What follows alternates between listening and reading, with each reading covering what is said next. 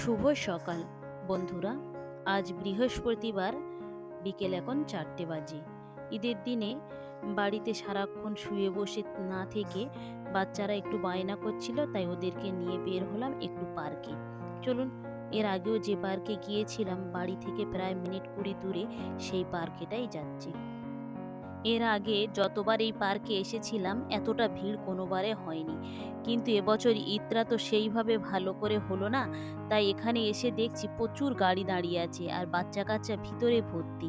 চলুন, মেয়েটা তো একদম আসতে চাচ্ছিল না, ও বলছিল বাড়িতে থাকবে, যেহেতু ও একটু বড় হয়েছে। ও আর এখানে আসতে চাচ্ছিল না। যখন বললাম যে চলো ভাই যাচ্ছে, সবাই মিলে যাই, তাই আবার আসলো। শুধু একটু পার্কে ঘোরাবো না, যাওয়ার পথে ওদেরকে একটু কিছু খাইয়েও নিয়ে যাব। আজকের দিনে হোটেলগুলো তো সব খোলা থাকবে না, দেখা যাক, যদি যেটা খোলা থাকবে সেখান থেকে কিছু একটু খাইয়ে নিয়ে যাব। এই দেখুন, এর আগে যতবার এসেছি এত বাচ্চা দেখিনি। ছেলেটা এখন দাঁড়িয়ে দেখছে ও কোনটাতে চড়বে, কারণ সবটা তো বন্ধ, মানে বুকিং হয়ে আছে বাচ্চা কাচ্চা সব। কোন দোলনাগুলোতেও বাচ্চারা দুলছে, আর সব যে জায়গাগুলো আছে সব জায়গাতে বাচ্চা কাচ্চারা বসে আছে। ও কোন জায়গায় যাবে, তাই আমার কাছে আবার দেখে দেখে আমার কাছে আবার চলে আসলো। দেখা যাক অবশেষে কোন জায়গায় জায়গা পাওয়া যায়। অনেকক্ষণ পরে এই জায়গাটা একটু ফাঁকা হলো, তাই ডাকছি ওর আপাকে যে তাড়াতাড়ি এসো, ফাঁকা হয়েছে। কিন্তু ওর আপা তো কোনোভাবে চড়বে না, যাবে না, যেতেও চাচ্ছে না। বারবার ডাকার ফলে যখন দেখছে যে তার আপা আর আসছে না, অন্য বাচ্চারা এসে যাচ্ছে, তাই তাড়াহুড়ো করে ও উঠে পড়লো যে ওর নিজেরটা আগে হোক।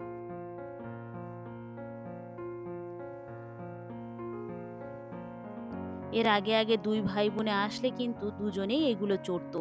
এখন তো মেয়েটা একটু বড় হয়েছে, তাই ও আর এগুলো চড়তে চাচ্ছে না, একদম আসতেও চাচ্ছিল না ও। ওখানে ঘুরতে ঘুরতে এইদিকে আবার লক্ষ্য রেখেছিল, যেই দেখেছে এখানে একটু ফাঁকা হয়েছে, চট করে ওখান থেকে নেমে আবার এখানে এসে উঠে পড়লো এই দোলনাতে। একটু দোল খেয়ে নুক, তারপরে আবার কোনটাতে ও জায়গা পায় দেখা যাক, তারপরে সেখানে আবার ওকে তুলে দেব। এবছর ঈদটা এমন ভাবে কাটলো, যা এত বছরের মধ্যে আমাদের জীবনে এরকম ঈদ কাটেনি। মানে ঈদের দিনে কোনো কিছু নেই, শুধু বাড়িতে নামাজ কালাম পড়ে শুয়ে থাকা ছাড়া কোনো কাজ নেই। আর কি করা যাবে।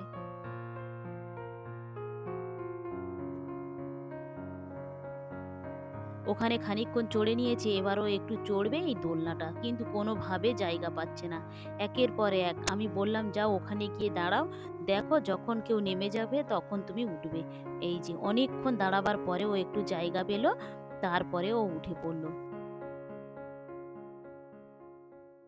যখন ওই দোলনাতে জায়গা পেল তখন কিন্তু ও আর এই দোলনা থেকে একদম উঠতে চাচ্ছিল না, বেশ অনেকক্ষণ ধরে ওখানে দোল খেয়েছে। এবারে এসেছে এখানে এই ছটছড়ি খেলতে।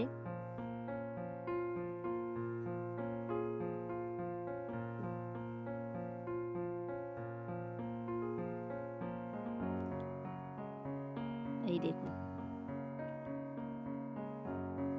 এইভাবে শুয়ে আসা যায়, ও এইভাবে শুয়ে আসবে, আমি বলতে আবার সোজা হয়ে বসলো। এই দেখুন এমন জোরে আসছিল। ওর এবারে দেখুন, ওর মুখটা দেখেই বুঝতে পারবেন যে ওর লেগেছে খুব জোরে। দেখেছেন? হ্যাঁ।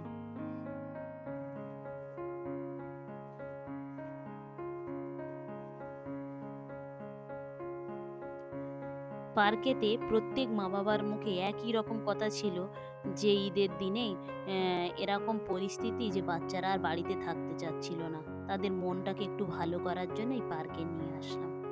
প্রত্যেক গার্জেনের মুখে একই কথা। সত্যি এই যে কেমন ঈদ হলো, জীবনে এরকম আমরা কখনো কল্পনাও করতে পারিনি যে এরকম ভাবে একটা ঈদ হবে।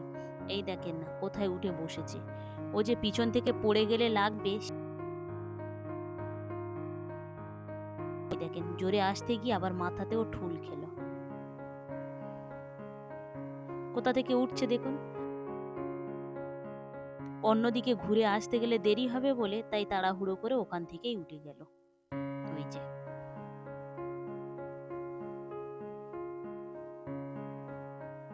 আবার ওখানে শুয়ে শুয়ে আসছে। বলুন,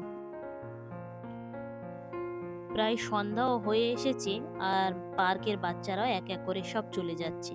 সবার শেষে মেয়েটার ইচ্ছা হলো একটু দোলনা দুলবে, তাই ও একটু উঠে পড়লো দোলনাতে। যাই হোক, ও খানিকটা দোলনাটা তুলে নুক, তারপরে আমরাও বের হয়ে যাব।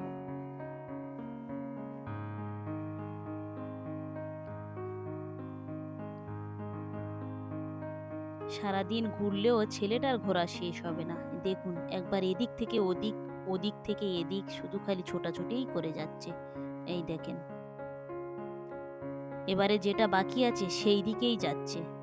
ওর আপাকে ডাকছে, ওর আপাকে সঙ্গে নিয়ে এবারে সেই দিকটাই যাবে। যে দিকটায় ওর এখনো পর্যন্ত ওটা হয়নি, তা সেই দিকেই যাবে বলেই দাঁড়িয়ে আছে। আপাটা তো এখনো তো দোলনাতেই দুলছে, আবার সেই আপার দিকেই আসছে। এই যে আপাকে নিয়ে যাচ্ছে, ওখানে একটু উঠবেও।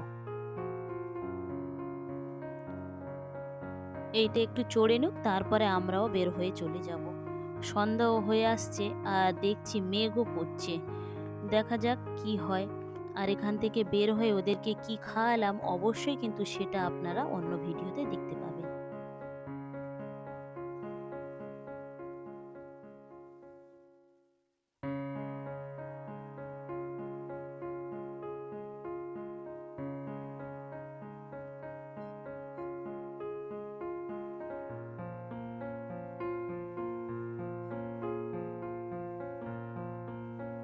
হয়ে গিয়েছে এখানে ওর একটু ঘোরা।